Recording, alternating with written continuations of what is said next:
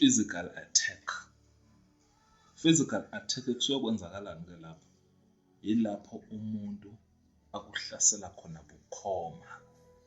Ngaphambi kokuba ke uhlaseleke bukhoma, kunezimpawu ezikhomba ukuthi wena uzohlaseleka.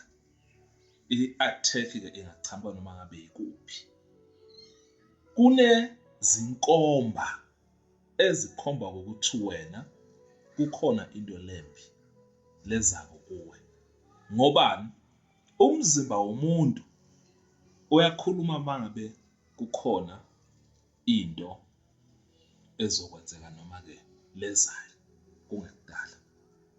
Number 1, uba nokuthuka. Kuthuka kwakho kwenzani? Kuhambisana nokuphupha kabi. Ngenkathi kwenzeka leyo nto leyo, uba ngumuntu wena uhlezi ukhathele. Uhlezi ukhathele, ungazi lokukhathala lenginako kuchamukaphi. Lo mzimba wakho ushona phansi, lo moya wawo.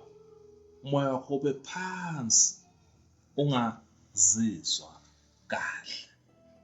Lokho kuyinkomba ukuthi kunekuhlaseleka lokukhona ngokukamoya. Number 2, uba ngumuntu lothwala kanzima empilweni. Uba nento lefike izenze stress. Ube umuntu lolahlekelwa amathemba. Ube umuntu loba ne-confusion. Ube ngumuntu lothi mawufuna ukwenza into, ube ngilokuthi uzoyenza nini, uzoyenza nini, ugcine ungayenzanga. Angithi leyo nto leyo izo-affecta nangenkathi wena kumele usukumele impilo yakho. Number 3, uba umuntu lodidekile. Ugcine sowungasazi ukuthi ikuphi lokungiko, ikiphi loku right nokungasikho. Ngaso sonke isikhathi ulahlekelwa amathemba, yonke into awusayethembi. Uze ufike esigabeni lapho ukuthi noma ngabe bekuyinto lebengakusiza empilweni awusayethembi. Number 4, uba umuntu lo rejectwako. Kukhona ke ku-rejecteka entweni ngokwenhloso kokuthi kuze wena kwenzeke into lenhle. Rejecteka kunazi izinto nazi.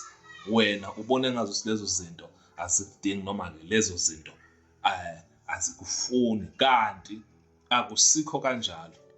Kunema-rejection lalethwa idlozi, ngoba lidlozi lisuke lazi ukuthi into eso mayingaba khona kanti wena kumele wenze into enje, ngeke kuze kuhambe kahle.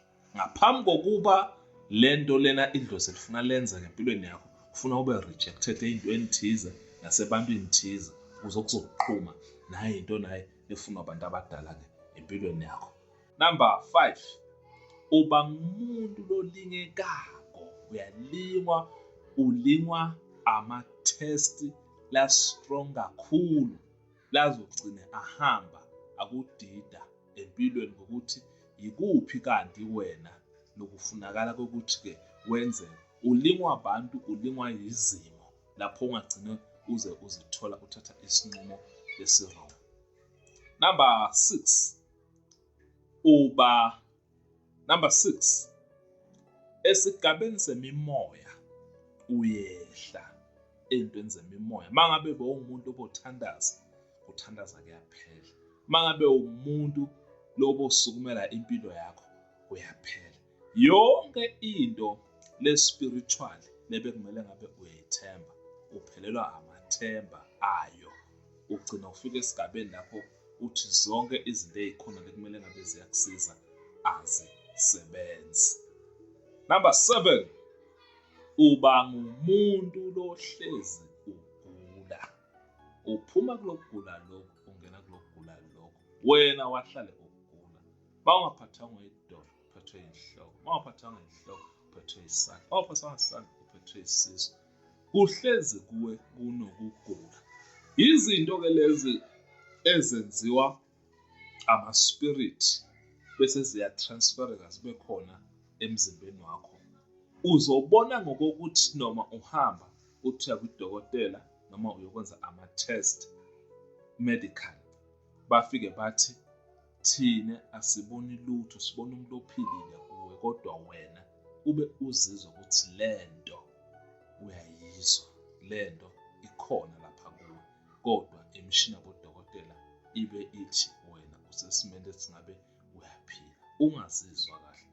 Lezi-ke izinkomba ezizokukhombisa wena ukuthi kukhona into lengahambi kahle. Mawu-experience lezi mpawu lezi, usuke uvezela ukuthi sukumela impilo yakho, kukhona into ezokwenzeka, noma lento leyenzekalayo yenzeka ngoba kune-attack spiritual.